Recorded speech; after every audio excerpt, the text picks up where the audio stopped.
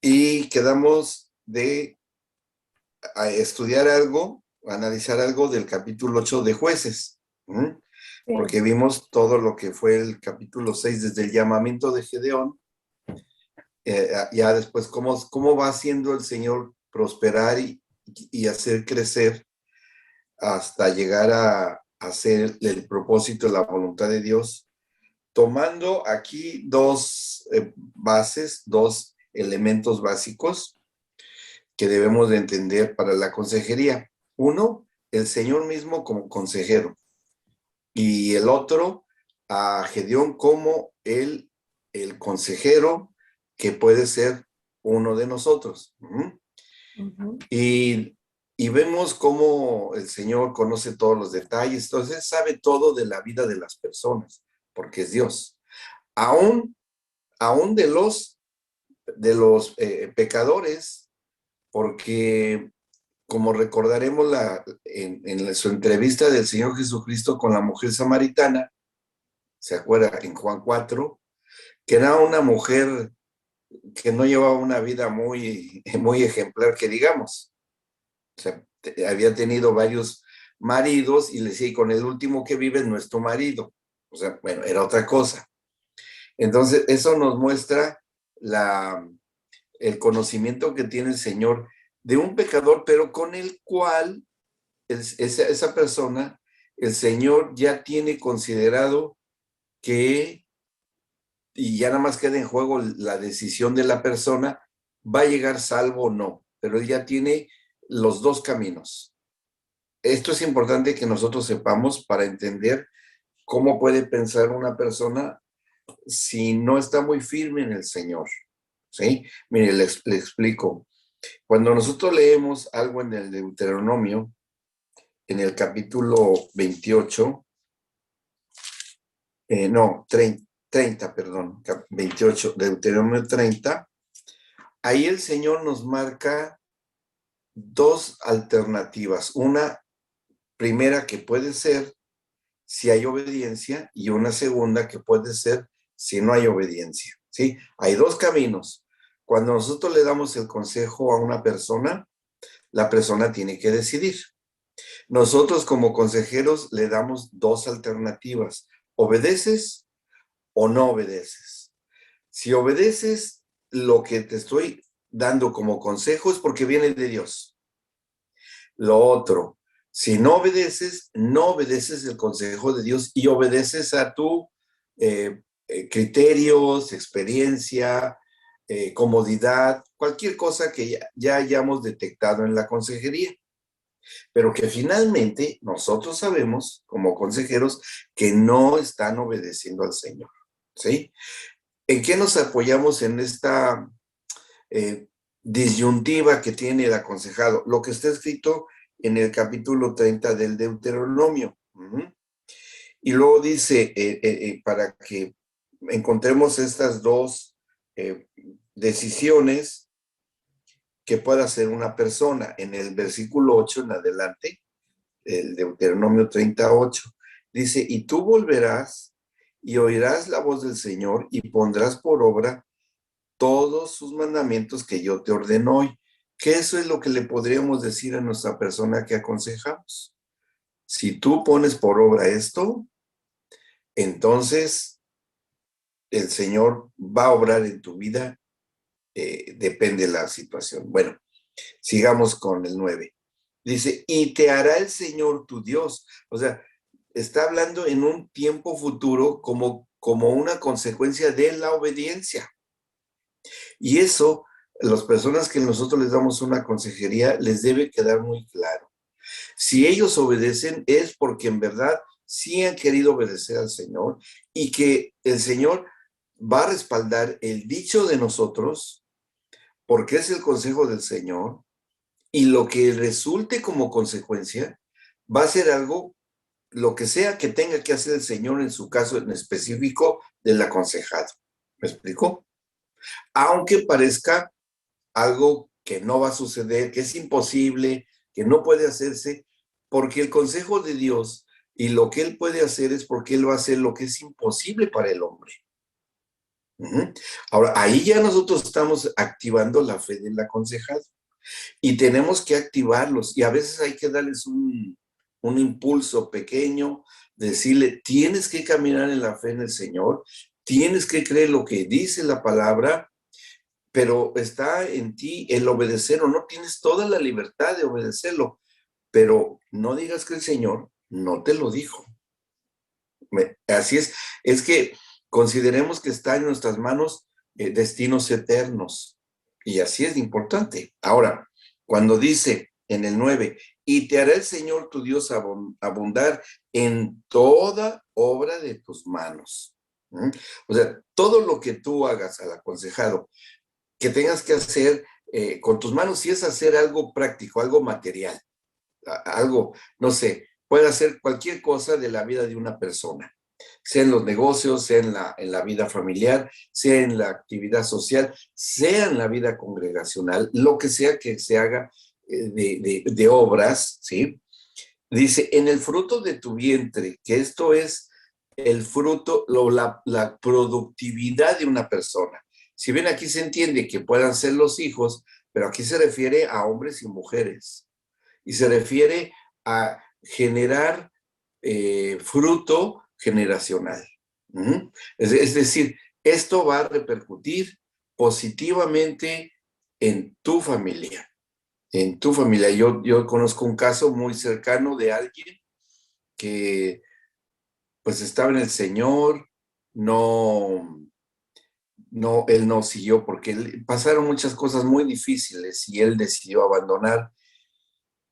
Pero sus hijos, su hijo de en medio, que tiene 3 hijos, el hijo de en medio se enojó muchísimo con la congregación, donde pasaron muchas cosas, porque él ahí servía, mi conocido, y el hijo salió de él a hablar mal de la congregación.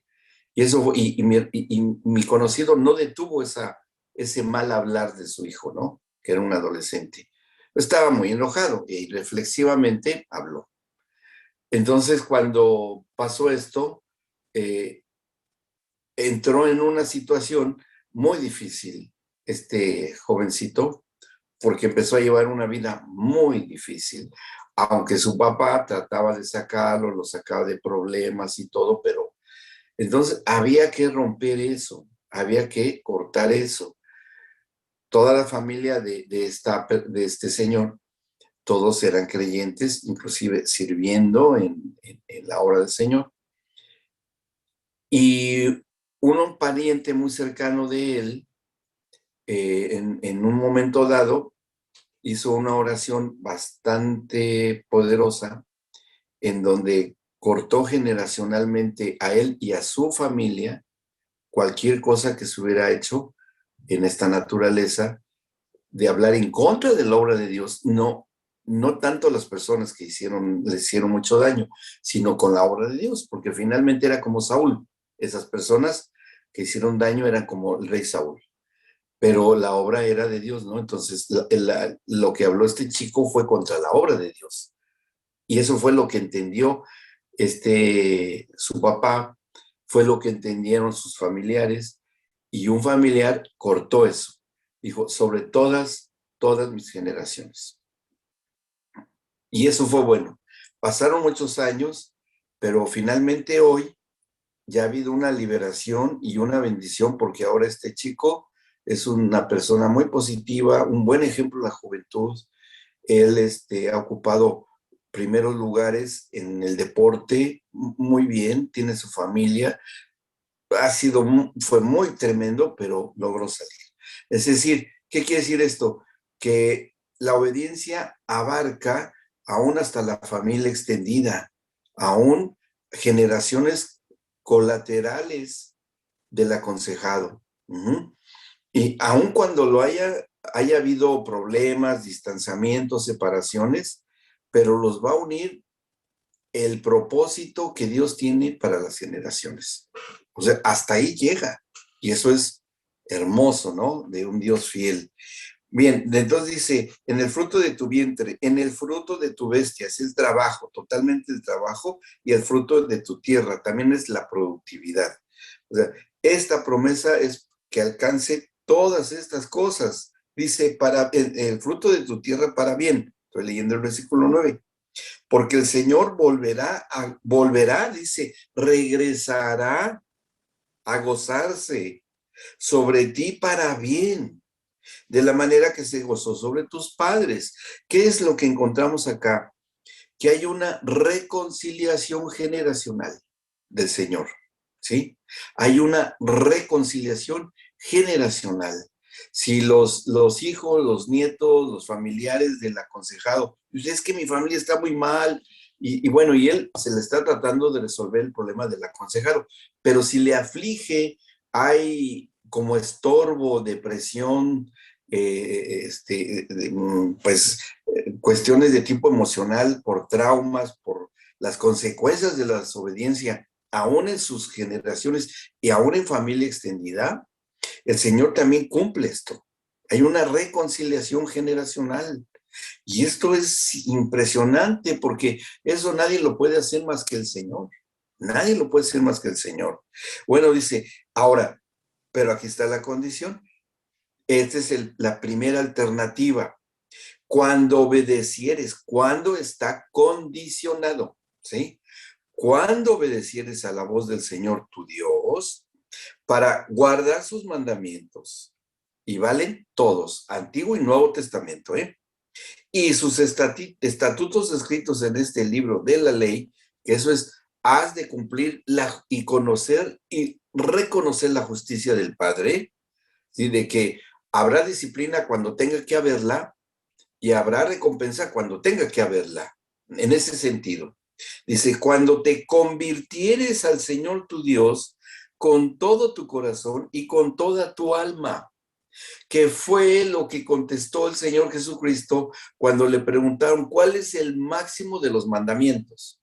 Y él dijo, el más grande de los mandamientos, y dice, escucha, oh Jerusalén, y todo así, muy con una solemnidad tremenda el Señor Jesús, dice, si amares al Señor con todo tu corazón, con todas las fuerzas de tu alma, de tu mente, y a tu prójimo como a ti mismo, ese es el máximo de los mandamientos, y te irá bien, tal como está acá, porque aquí está recurriendo proféticamente a la conversión, a la conversión. Ese es, como ya lo hablamos en otro momento, asegurarnos de que el aconsejado ha nacido de nuevo, ¿sí? Y vale en la consejería hacerle una pregunta con mucho amor, con mucho tacto, con sabiduría, decirle, ¿tú ya recibiste al Señor Jesús en verdad en tu corazón? ¿Tienes la experiencia del nuevo nacimiento? Y cuando el aconsejado empieza a divagar, empieza a tratar, bueno, es que no me acuerdo, bueno, es que yo nací en cuna cristiana, bueno, es que yo iba todos los domingos porque me llevaban tus papás. No, no, no, no, no. Tiene que haber la claridad suficiente y el entendimiento espiritual suficiente de que esa persona sí haya nacido de nuevo. Porque si no, vamos a estar dando consejería en terreno infértil. Nos va a quitar tiempo, nos va a desgastar, que otra persona podría aprovechar.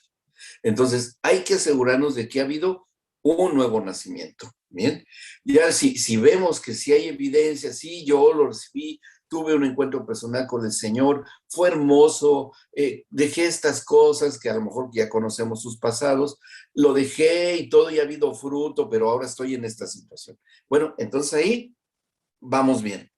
Dice, cuando te convirtieres, y aquí conste que aquí está hablando de algo que todavía no había redención, pero se estaba ya dando a futuro y que confirmó el Señor Jesucristo. Y dice, seguimos al versículo 11, porque este mandamiento, que yo te ordeno hoy, no es demasiado difícil. O sea, sí es difícil, pero no es demasiado difícil. Es decir, tienes que renunciar al adulterio, tienes que acabar con esa relación de adulterio, tienes que acabar con esa relación, o tienes que dejar de engañar o de mentir en tu trabajo. O sea, inclusive si es necesario que tengas que cambiarte de casa, irte a otro lugar, hacerlo. Por eso no es demasiado, y que el Señor diga, no es demasiado difícil, pongámoslo en escala de humano, ¿sí? Que en escala humana puede ser muy difícil para una persona, para el Señor no. Dice, es que eso para mí va a ser muy difícil. No te preocupes, porque si tú decides hacerlo, el Señor te va a ayudar y te va a sostener. ¿Sí? O sea, ahí llevamos a una escala humana del poder. Para el Señor dice, no es demasiado difícil para ti, sí, pero me lo está diciendo el Dios todopoderoso y Él todo lo puede. Bueno, bajemos esto a esa escala sí, va a ser muy difícil, pero eso es lo que el Señor quiere que tú hagas. Lo dice, no es demasiado difícil para ti, ni está lejos, porque dice, y es muy interesante lo que después dice acá, a ver, no está en el cielo, o sea, no está en la inmensidad, en las esferas espirituales, junto al trono de gloria del Señor, dice, para que digas, ¿quién subirá por nosotros al cielo? Y nos lo traerá y nos lo hará oír para que lo cumplamos. Bueno, ahí estamos nosotros, los consejeros. Ni está al otro lado del mar para que digas, ¿quién pasará por nosotros el mar para que nos lo traiga y nos los haga oír, perdón, a fin de que lo cumplamos? Y bien, no está tan elevada en una cosa mística ni tremendamente espiritual que no lo pueda hacer esa persona. Porque ¿cómo está? Está en el consejero. Ni está tan lejos, ni ir a buscar a un sabio consejero de otro país, buscar libros muy profundos sobre el tema. No, no, no, no. Ahí estamos nosotros. Ahí estamos ubicados. Dice en el 14, porque muy cerca de ti está la palabra, que es la palabra de Dios, lo entendemos, en tu boca y en tu corazón para que la cumplas. Es decir, tienes que poner tu cuerpo, tu boca y tu corazón y tu espíritu para que la cumplas. Y ese es el requisito que le pedimos al aconsejado. Lo que tengas que decidir dentro de lo que se te está dando a ti como consejo y decides obedecer, tienes que decirlo y que salga de tu espíritu. Con entendimiento del alma, con la boca para hablar y orar juntamente con ellos, pero que salga de su espíritu. Si eso sale del espíritu del aconsejado, se resuelve el problema. Se resuelve. Sin cuestionamiento, sin ponerle condiciones al Señor, porque si hay condicionamientos que digan, no, pero es que no puedo, no lo está poniendo a nosotros. Y hay que hacérselo entender. Se lo está poniendo al Señor, al que está condicionando y al que, como Gedeón cuando le dijo, a ver, el vellón de lana, sí, como lo que leímos en el capítulo 6, un vellón de lana que esté húmedo y ahora que sea tierra seca, tierra húmeda y vellón seco, y todas las pruebas que le puso el Señor a Gedeón, y eso no tiene que hacer el aconsejado. Bueno, después dice, seguimos leyendo, en el versículo, terminamos el 14, tu boca y tu corazón para que la cumplas. Y el 15, y aquí están las dos alternativas. Una, mira, yo he puesto delante de ti hoy la vida y el bien. Primer camino, primera alternativa. Con las instrucciones que previamente ya se le han dado, con las condiciones de las cuales ya hablamos. Después dice, la muerte y el mal. El Señor ha puesto estas dos alternativas delante del aconsejado, ¿sí? O sea, si nos damos cuenta, son como dos caminos paralelos. Como dice acá, del bien, la vida y el bien, y el otro es la muerte y el mal. Y en este caminar paralelo, en el futuro está el Señor, en ambos. En ambas decisiones, a futuro está el Señor, ¿sí? Y el Señor ya lo sabe qué camino va a tomar, pero porque Él no nos manipula, nos guía y hace que caminemos conforme a nuestra albedrío que Él mismo nos dio, conforme a el entendimiento y la obediencia que Él espera de nosotros y conforme al conocimiento que tenemos de Él. Entonces el aconsejado decide caminar en el camino de la vida y el bien, el Señor está en su futuro. Pero si el aconsejado, que es el otro camino, decide caminar, como dice aquí, en la muerte y el mal, porque no obedece, porque no le interesa, porque quiere buscar sus propias soluciones, en su futuro, en ese futuro está el Señor. ¿Sí? Entonces, por eso son decisiones tan importantes. Y bueno, sigue diciendo, y esta es la benevolencia del Señor, que es lo que se ve ahí en carácter con Pati. Dice, esta es la benevolencia. En el 14, porque en el versículo 16, perdón, porque yo te mando hoy, y esta es una concesión considerada dentro de un mandamiento, yo te ordeno, te mando hoy, y es de una manera muy soberana, muy imperativa. Yo te mando hoy que ames al Señor tu Dios.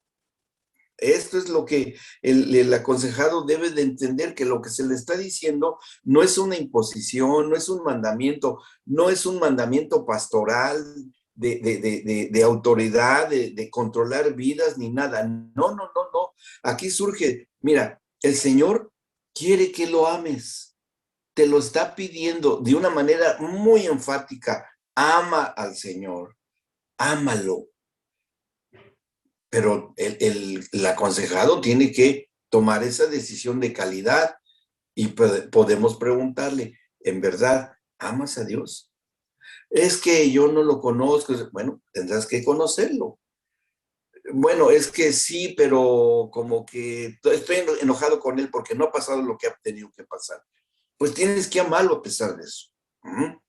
Esta es la condición básica para que se resuelvan los problemas en la consejería, que el aconsejado tiene que externar que ama al Señor, a pesar de la situación tan difícil en la que esté. Que ames al Señor tu Dios, que andes en sus caminos, y el único camino que hay es el camino, la verdad y la vida, que es Cristo. Tienes que conocer a Cristo, obedecer sus mandamientos, seguir su ejemplo para que empiecen a resolverse tus circunstancias de vida.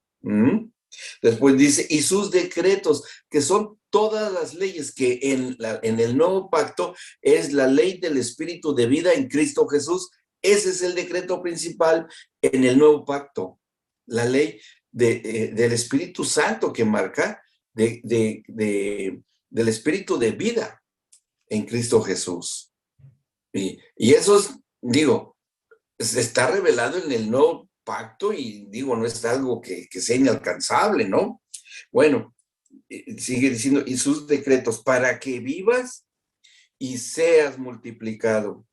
Y el Señor tu Dios te bendiga en la tierra a la cual entras para tomar posesión de ella. Es decir, un nuevo ámbito al que te va a llevar el Señor si tú decides obedecer su consejo. Te va a llevar a ámbitos diferentes, al cual, por cuanto tú lo amas y que Él te ama primero, que tú lo ames o que lo hayas amado, porque Él siempre te ha amado desde que te concibió en el vientre de tu madre, entonces ya hay una correspondencia mutua.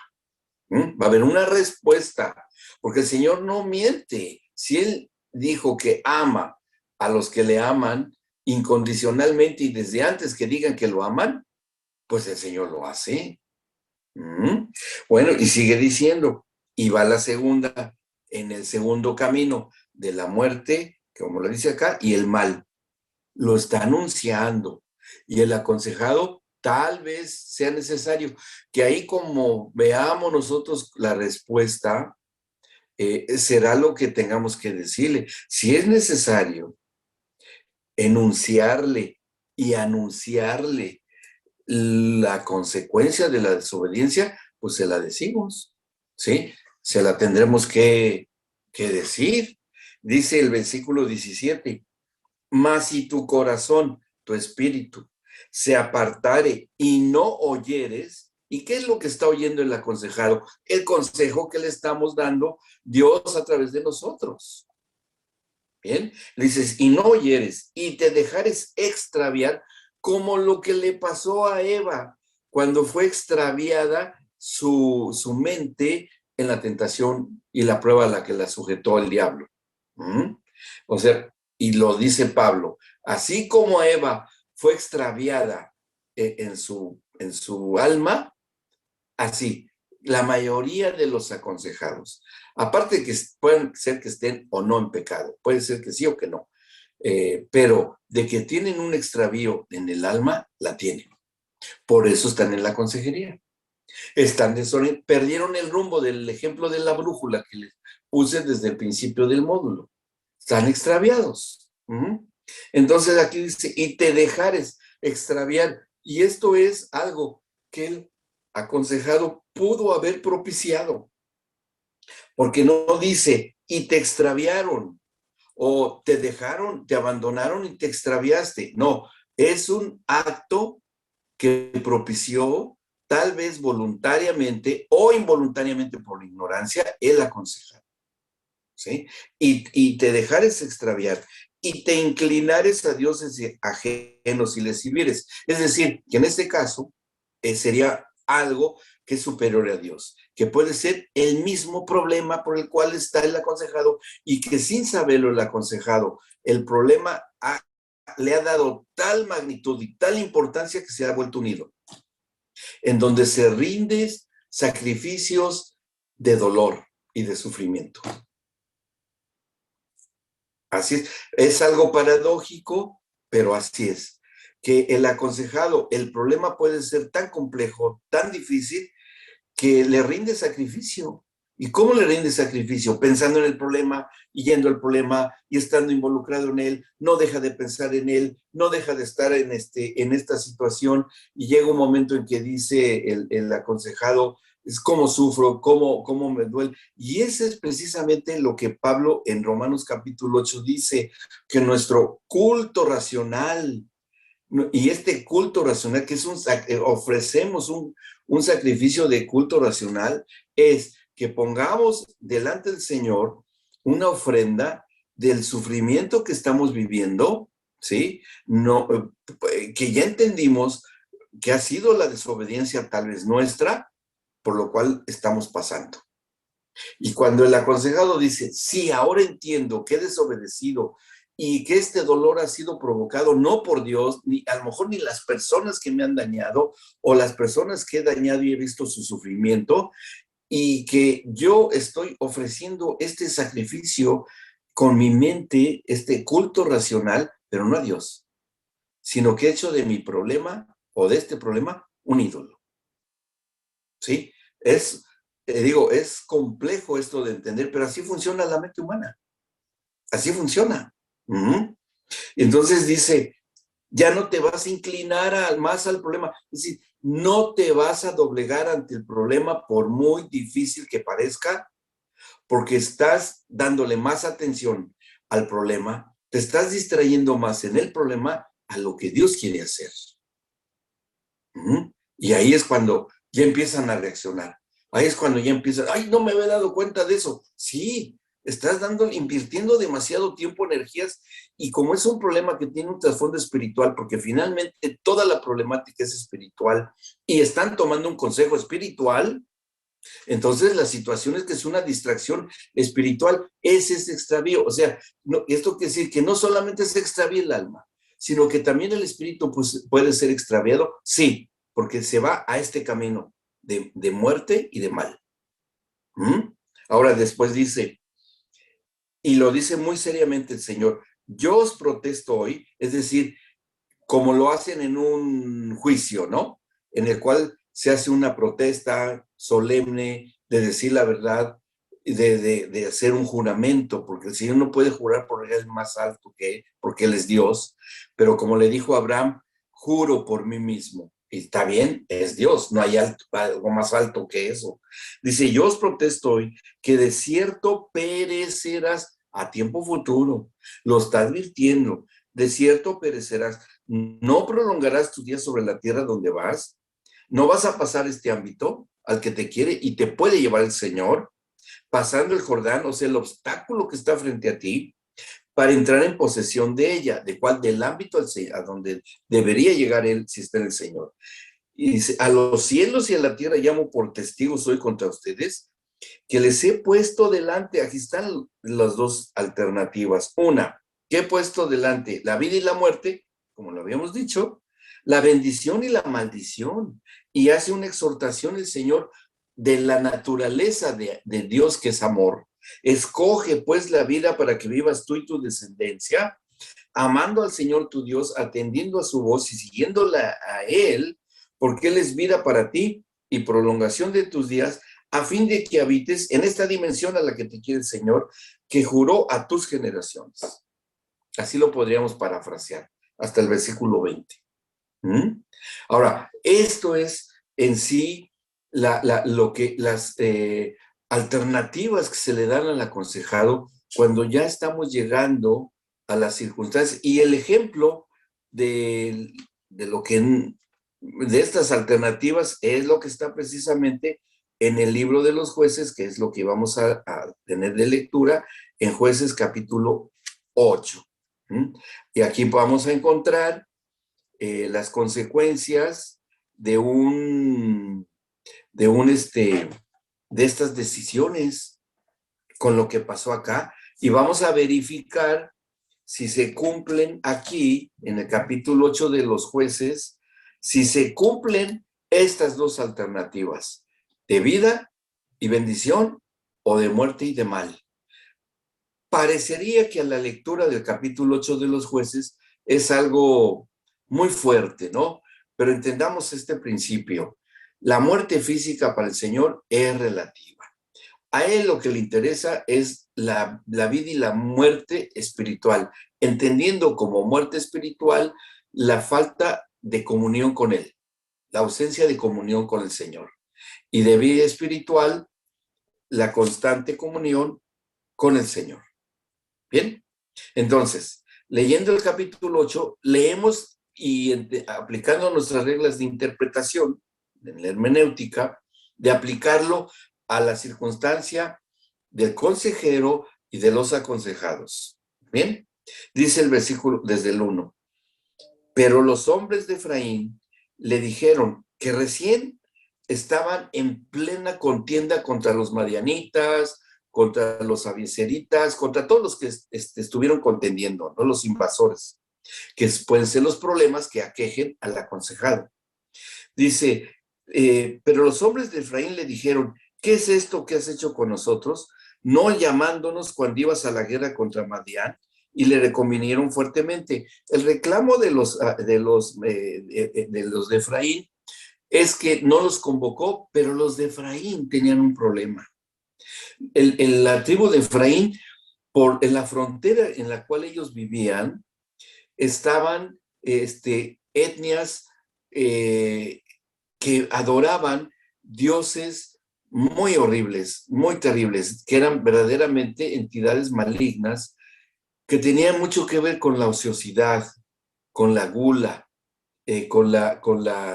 eso que en alguna ocasión lo hablamos. Ellos adoraban el Belfejor. Belfejor era una entidad maligna en la cual se le rendían sacrificios de hacer banquetes y embriagarse, o sea, cosas que eso hacían los sacerdotes de Belfejor y la gente, que se contaminó Efraín con ellos y Manasés, porque eran sus vecinos, y se casaron los hijos de ellos con las mujeres de estas etnias, y que le rendían sacrificios, porque ya que una vez que habían bebido demasiado y comido en exceso, devolvían el alimento sobre las mesas y defecaban en las mesas. Y esos eran los sacrificios que les daban a este demonio, ¿sí? A Belfejor. Esos eran los sacrificios que le hacían. Entonces por eso es que se separaron mucho de los demás tribus de ellos, por esa contaminación. Y por eso es que Gedeón existía esa separación, y por eso no los convocó, porque él sabía cómo era la línea espiritual que estas etnias tenían. Y ahora están diciendo, ¿por qué no nos llamaste a nosotros? Claro, cuando vieron la batalla ganada, y aquí lo que había era, ay no, ¿para qué vamos? Me da fiaca ir a pelear contra eso. No, que pelee el otro y a ver qué pasa. Y cuando vieron que sí estaban ganando, ¿por qué no nos hablaste? Oh, o sea, es negligencia. Aquí vemos que aquí no necesariamente el aconsejado, pero podría ser ¿Por qué tienes problemas? Por negligencia. No hiciste las cosas a tiempo. Vistes que estaba la situación creciendo, creciendo y no la solucionaste.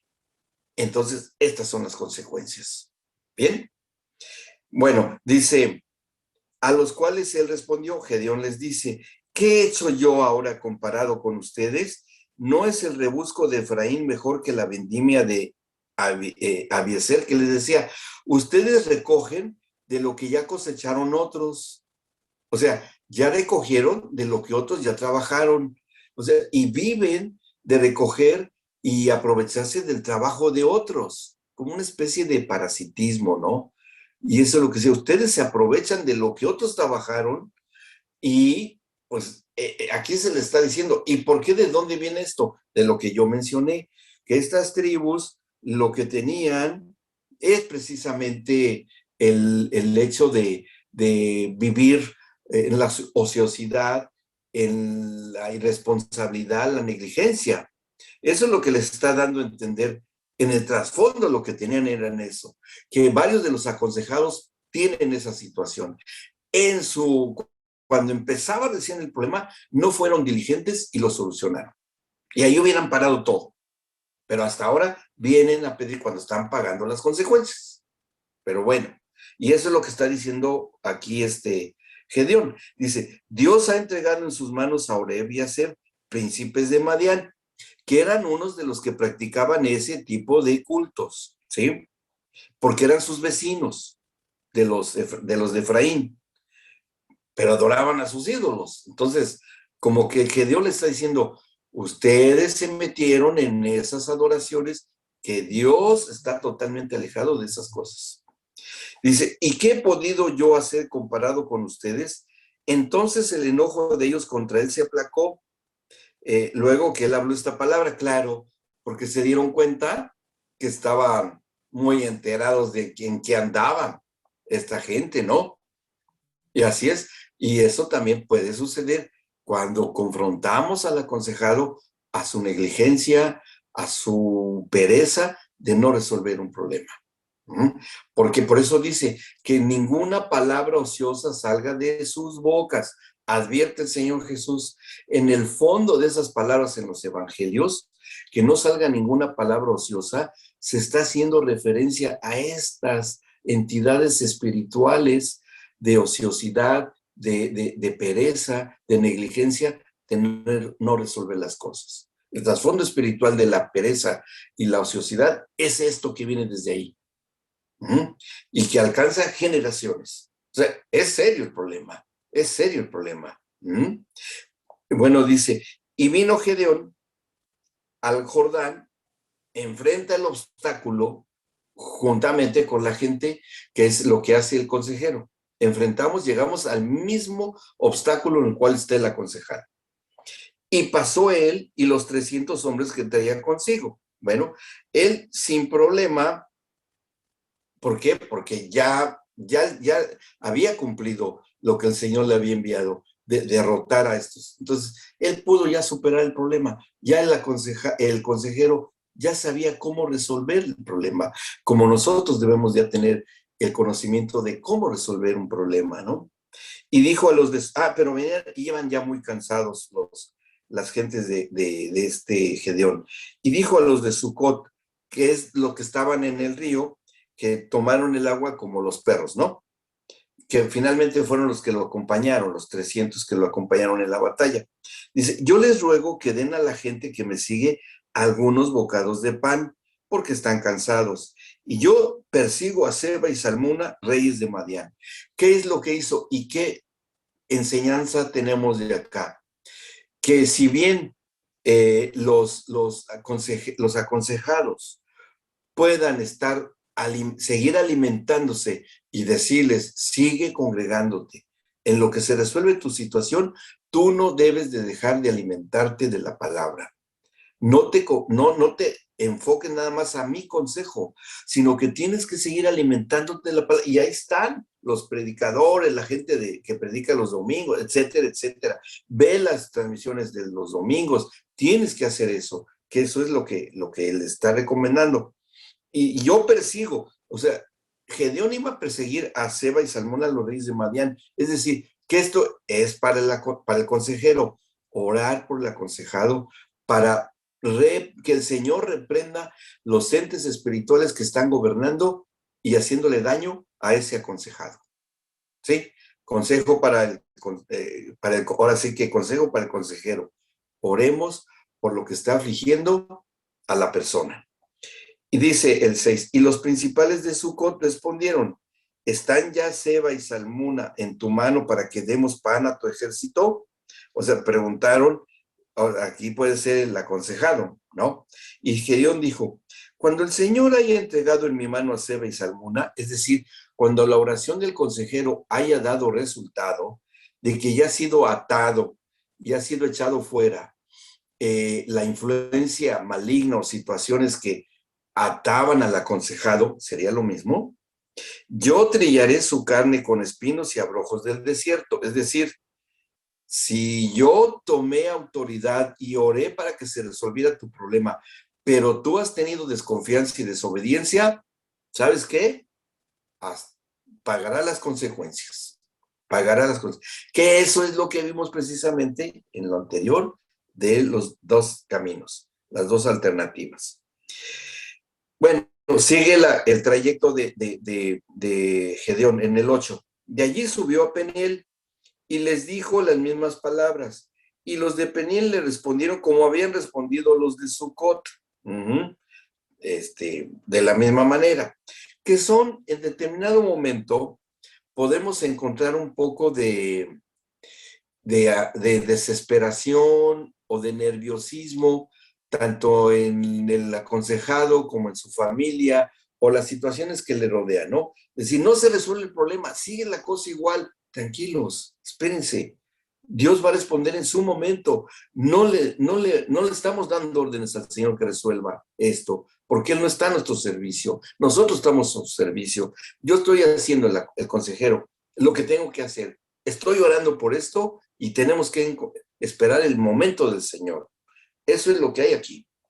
Dice el 9, y él habló también a los de Peniel diciendo, cuando yo vuelva en paz derribaré esta torre, ¿sí? O sea, que esto torre o fortalezas es la resistencia mental o el razonamiento humano que puede rodear al aconsejado, que puede ser a veces hasta la misma familia. Ah, sí, mira, vas a consejo y no pasa nada, y eso que va los domingos si te reúnes, ¿en dónde está tu Dios milagroso? ¿En dónde está? Son esas torres, ¿sí? Y Gedeón hace una advertencia.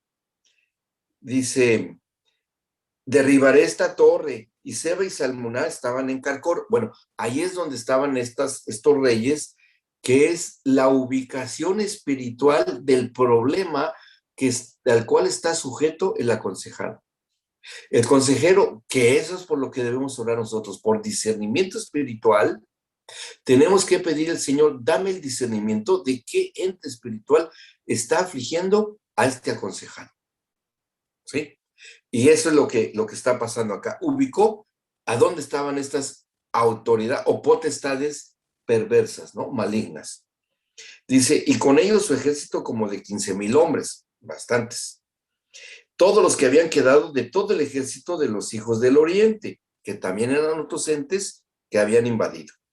Pues habían caído 120,000 hombres que sacaban espada. O sea, fue un mundo de personas, pero así era la cosa. Subiendo pues Gedeón por el camino de los que habitaban en tiendas al oriente de Nova y de Jobeá, atacó el campamento porque el ejército no estaba en guardia. Y esa es la ventaja que tiene el consejero, que el consejero no se pone bajo las órdenes de los entes espirituales que manejan al aconsejado. ¿Sí? Eso es. ¿De qué manera práctica es esta? En el consejero. Que el aconsejado nos diga, no, yo nomás puedo tal día y a tal hora. Él está siendo gobernado posiblemente por las situaciones. No puede condicionar. Sí le podemos dar la concesión, bueno, está bien, dime qué días puedes y de acuerdo a mi agenda, este día vas a venir. Eso es tomar autoridad sobre el tiempo. pero en el fondo de eso es tomar autoridad espiritual. ¿Ok? Eso es muy importante que lo tomemos en cuenta, porque si nos sujetamos a, bueno, cuando puedas y cuando quieras, aquí estoy para servirte y todo, ya no estamos poniendo en sujeción. Claro que el aconsejado no lo entiende así, pero nosotros sí lo entendemos. Entonces nosotros le decimos, no, a ver, mira, mi agenda está tal día, esta hora, ta. La concesión es, escoge de estos días, pero dentro de lo que ya les damos a escoger, nosotros ya tenemos el gobierno de tiempo y circunstancia. Eso es un principio de autoridad. ¿Bien? ¿Vamos bien? Ok. Dice, cuando no estaban en guardia, y huyendo Seba y Salmuna, él los siguió, y prendió a los dos reyes de Madián, Seba y Salmuna, y llenó de espanto a todo el ejército. Claro, todas las huestes de maldad que estén rodeando la vida del aconsejado, se van a empezar a ir. Se van a empezar a retirar. Dice, entonces Gedeón, hijo de Joás, volvió de la batalla antes que el sol subiese, y tomó a un joven de los hombres de Sucot, y le preguntó, de los que estaban así cuestionando, ¿no? O que estaban ya muy cansados. Y les ordenó que siguieran trabajando. Y él le dio por escrito los nombres de los principales y de los ancianos de Sucot, 77 varones. Y entrando a los hombres de Sucot, dijo, he aquí a Seba y Salmuna, que realmente lo que llevaba prisioneros de estas entidades de reyes, acerca de los cuales me sahiristeis, o sea, me hicieron hacer sentir mal, me sentí muy mal que me cuestionaran, diciendo, están ya en tu mano, Seba y Salmuna, para que demos nosotros pan a tus hombres cansados, ¿sí? O sea, lo que está diciendo acá, que podemos entender nosotros con Gedeón es, a ver, yo les pedí que ayudaran a mis colaboradores porque están muy trabajados, predicadores, servidores, diáconos y todo, y no quisieron apoyarlos y me reconvinieron a mí. O sea, ahí vemos nosotros cómo dentro de la vida congregacional, no con los colaboradores, sino con las mismas personas, puede haber cierta desconfianza y no es para acusarles ni mucho menos, ¿no? Sino que es para incrementarles en el conocimiento del Señor e incrementar su fe en el Señor. Eso es lo que debemos hacer. Aquí es una batalla, aquí es una situación diferente, pero que en el trasfondo y entendiendo el trasfondo espiritual de esto es eso. Y eso es lo que les reclama Gedeón a los de Sucot, que también de ahí habían salido sus ayudantes, sus colaboradores.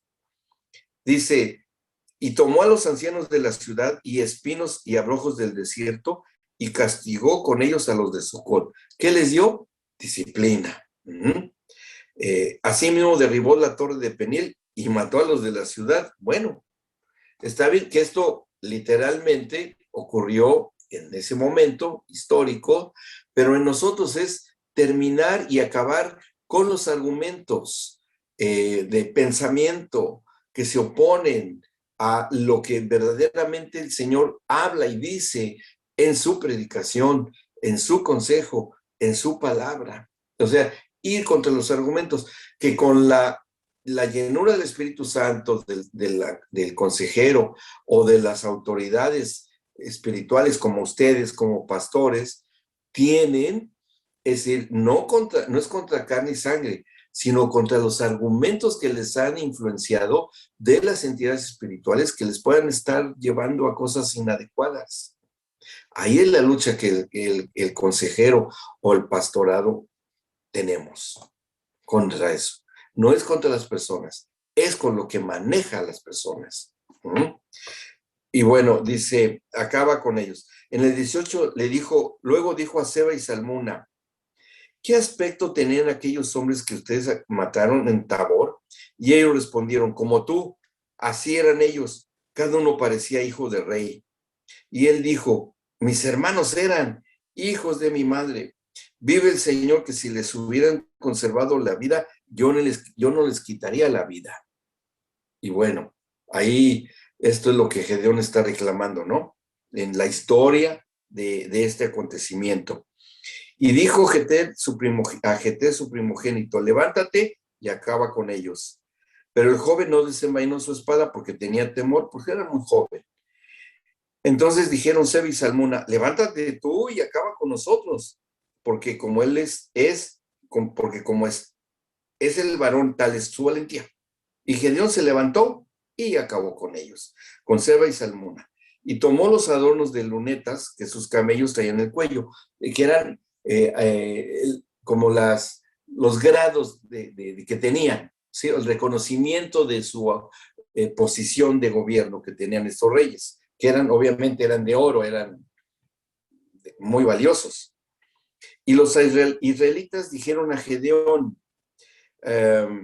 sé nuestro Señor tú y tu hijo y tu nieto, pues que nos has librado de mano de Madián. Bueno, pues ahora ya están reconociendo la labor del consejero, ¿sí? Están reconociendo porque se había resuelto el problema. Y aquí es donde empezamos la lectura de cuál es nuestra actitud o conducta como consejeros exitosos, ¿sí? Esto es lo que debamos aprender. Ahora esto nos toca a nosotros como consejeros. Mas Gedeón respondió, no seré Señor sobre ustedes, ni mi hijo se enseñoreará. El Señor señoreará sobre ustedes. O sea, no es mi mérito como consejero el que se haya resuelto el problema. Yo soy una herramienta, yo soy un instrumento, es decir, el consejero deba mantener siempre su humildad, aunque se haya resuelto un problema muy fuerte que nadie podía resolver, pero lo resolvió el Señor, no el consejero. No le quitemos la gloria al Señor, ¿sí? Advertencia para el consejero.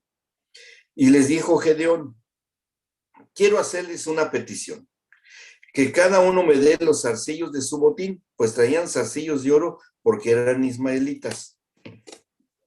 Porque cuando salieron huyendo, los madianitas y toda esta gente dejaron tirado todo en el campo.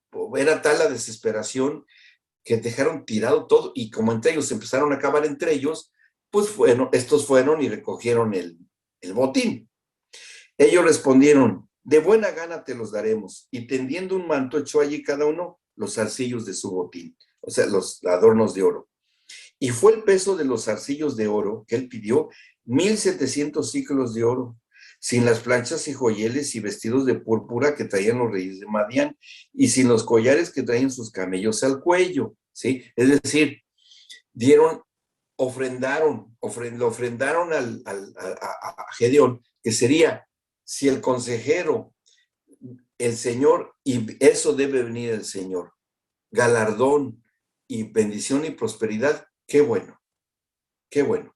Es bien recibida la bendición, ¿sí? Y eso es lo que puede pasar. Pero, seguimos. Dice, y Gedeón hizo con ellos un efod, el cual hizo guardar en su ciudad de Ofra. Y todo Israel, y fíjense, consejo para el consejero, si bien las ofrendas que se dan y todo, o que se nos quiera recompensar, la recompensa viene del Señor. Y si es algo que sea, no sé, porque hay aconsejados que son generosos, que son muy dadivosos, dice, a ver, esto se lo estás dando al Señor, dáselo primero al Señor. Es para la obra y todo, y nosotros tomamos lo que el Señor nos indique, pero no tomamos todo para nosotros, sino lo que el Señor nos indique, si lo indica el Señor. Y bueno, aquí Gedeón sí tomó de la ofrenda, hizo este efod, ¿sí? Que es un artículo que como no sé, como una medalla, un recordatorio, algo así, ¿sí? En aquel lugar.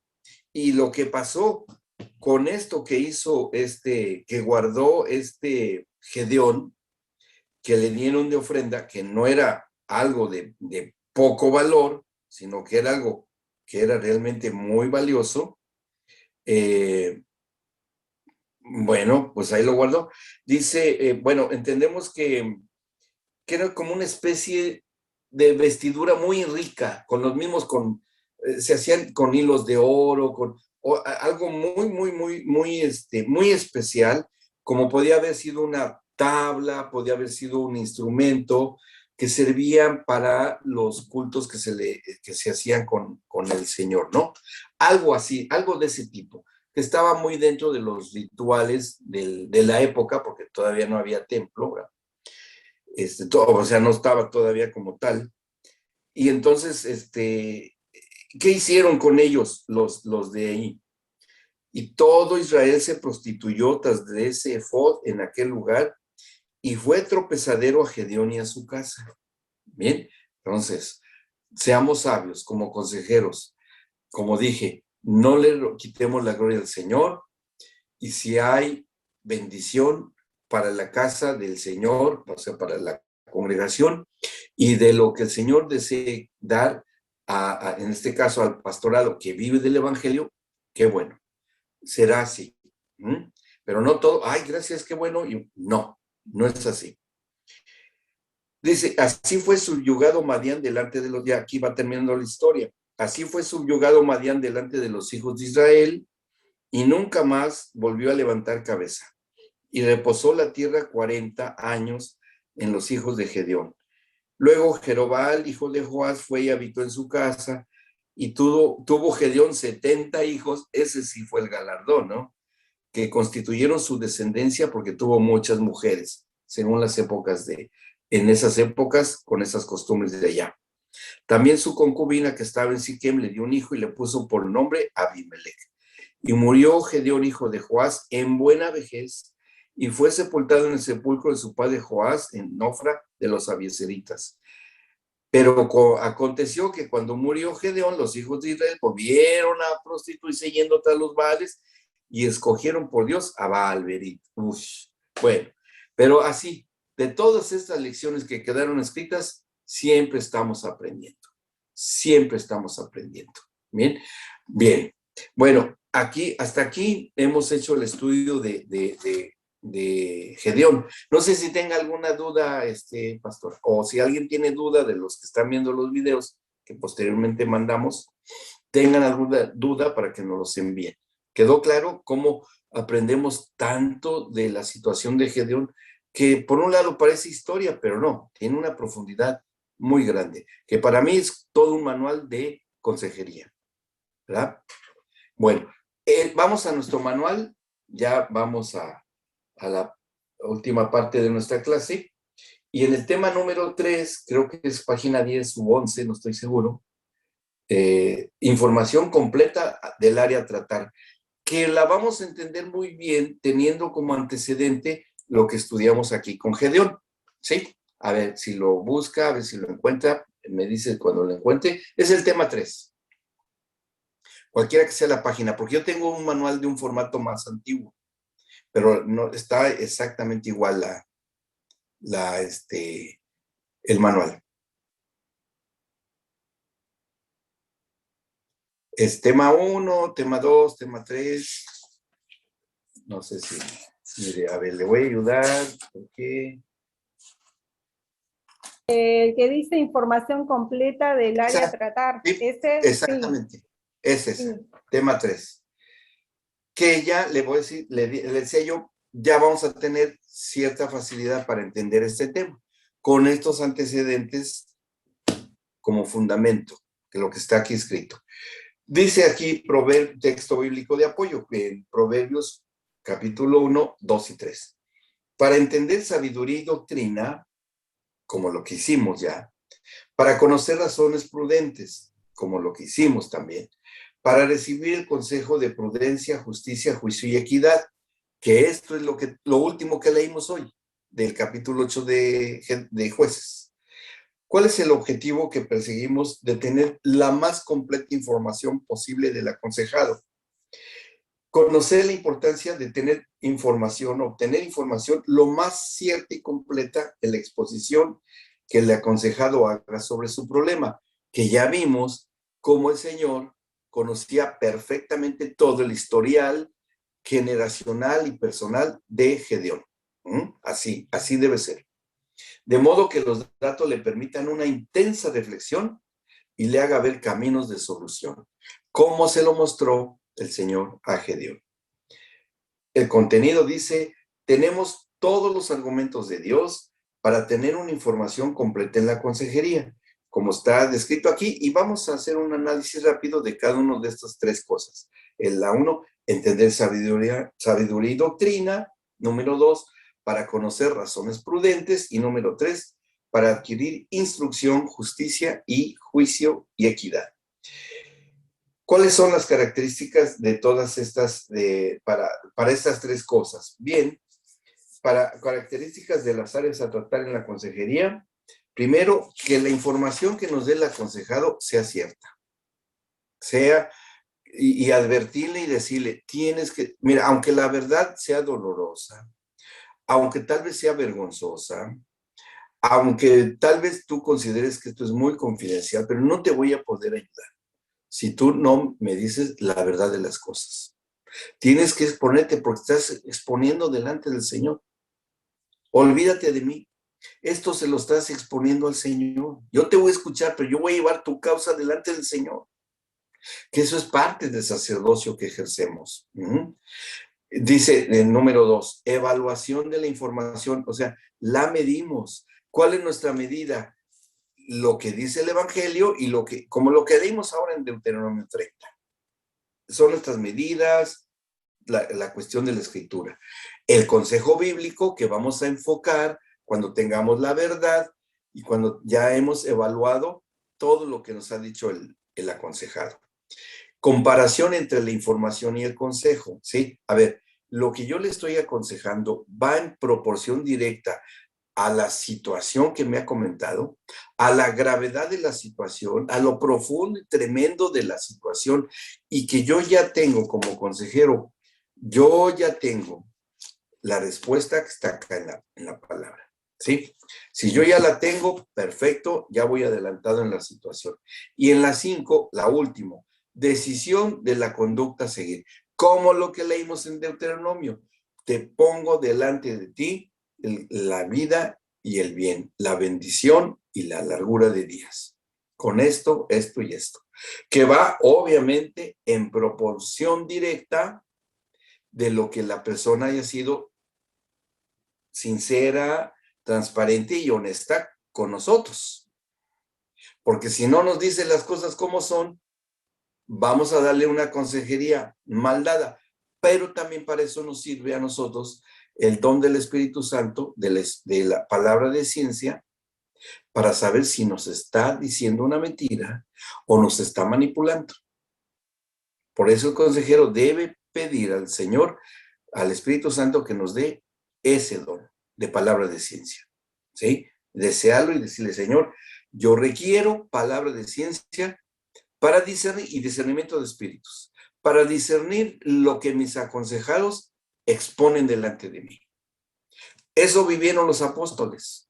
Ellos supieron, no pudo engañar a Pedro, Ananías y Zafira. ¿Por qué? Como está en Hechos 5, porque tenía discernimiento de espíritus Pedro. Y supo, dice, ¿por qué le han mentido al Espíritu Santo? ¿Y cómo es que supo Pedro? ¿Cómo es que se le miente al Espíritu Santo? Porque a él le dijeron una mentira, a Pedro. Y Pedro tenía palabra de ciencia. Y sabía, ustedes le dijeron una mentira al Espíritu Santo. Me lo dijeron a mí, pero se lo estaban diciendo al Espíritu Santo. Y eso es lo que el consejero debe de desarrollar, este don.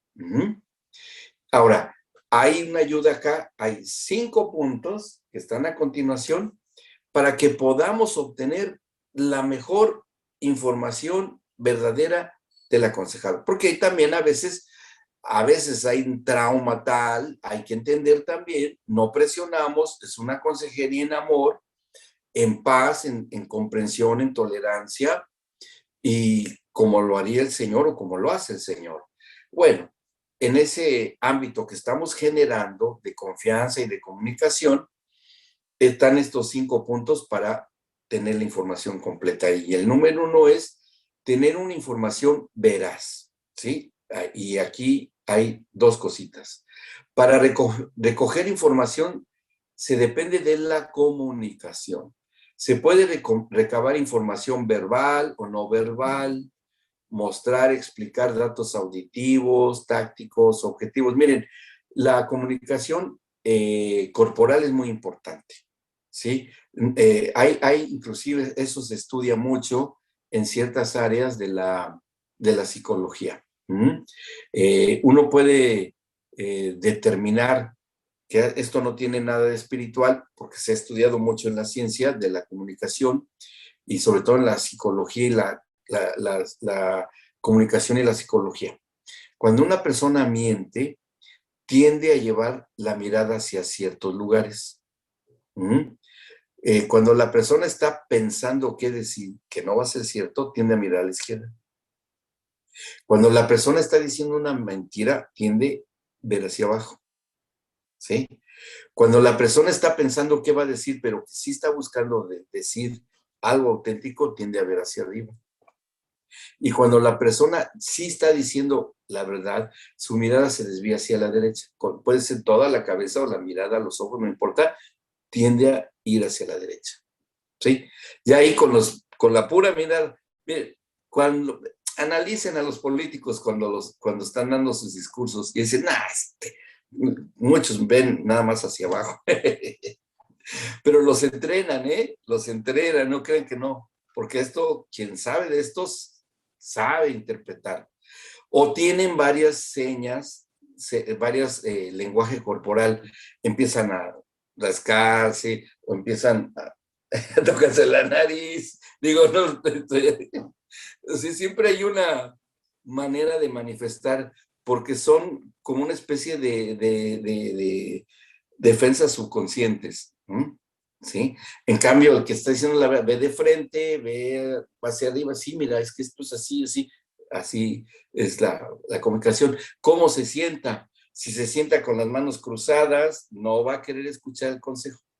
Y si se sienta con los brazos cruzados y las piernas cruzadas, llega con mucha incredulidad y desconfianza. ¿Sí? Si está toda así extendida y todo así, no me interesa lo que me digas porque no lo voy a hacer. Si está sentado rectamente con las manos en las rodillas y todo, y nos está viendo y está atento, está receptivo. Hay mucho de lenguaje corporal, pero bueno, eso, se pueden encontrar cosas ahí que uno aprende allí también en internet, de ese tipo de lenguaje corporal. Y hay gente que eso se dedica, son asesores que eso se dedican, sobre todo en las entrevistas de trabajo, en las empresas, contratan este tipo de personas. Bueno, dice, la información puede ser abierta o encubierta. El consejero observa aún el vestido, la apariencia, signos de sofocación, nerviosidad, tensión, bochorno, intentos de evadir. Esto nos va a ayudar a recoger datos más rápidamente. Otra, segunda, de la información veraz. La información obtenida tiene que ser verdadera, es decir, recopilar aquello que solo es esencial, ¿sí? Y que no esté disfrazado, que por lo general el aconsejado, eso es muy común y hasta cierto punto de esperarse, que solamente dé su punto de vista. ¿Cómo hacemos que esto no suceda? A ver, tú me estás diciendo eso, pero dime, ¿qué es lo que te ha dicho tu cónyuge de esta situación? No me digas lo que tú dices, ya te oí, pero yo quiero que tú me digas verdaderamente lo que ha dicho tu cónyuge de esta situación, o lo que han dicho tus hijos, o lo que ha dicho tal o tal o tal persona. Pero quiero que me digas lo que ellos han dicho. No lo arregles, no nada. Dime la verdad. ¿Por qué? Porque eso inevitablemente va a llevar al aconsejado, lo pueden cerrar en un callejón sin salida, en contradicciones, o si fluye, porque si está diciendo la verdad, vamos a fluir más rápidamente a la solución. Más rápidamente. Dice, el consejero tratará de que no quede ningún cabo suelto y que no haya nada oscuro. Nada. No, a ver, aclárame esto. ¿Cómo fue? ¿Qué es lo que en verdad dijiste? ¿Qué es lo que expresaste? ¿Qué acto cometiste? Pero tienes que decírmelo para yo saber qué decirte. Y no así medias verdades, porque una media verdad también puede ser una media mentira, como la que manipuló el diablo con Eva en el huerto del Edén. Esto es lo que nosotros, puntos importantes para tener una información completa. Bien, bueno, ¿alguna duda, pastora? ¿Alguna preguntita? ¿No? ¿Se ha quedado claro? Sí. Bueno, vamos a dejarle hasta acá porque la que sigue, la evaluación de la información, es la parte más importante. Es con lo que vamos a ir midiendo, es con lo que vamos a ir ya encontrando parte de la solución, que obviamente vamos a llevar delante del Señor, vamos a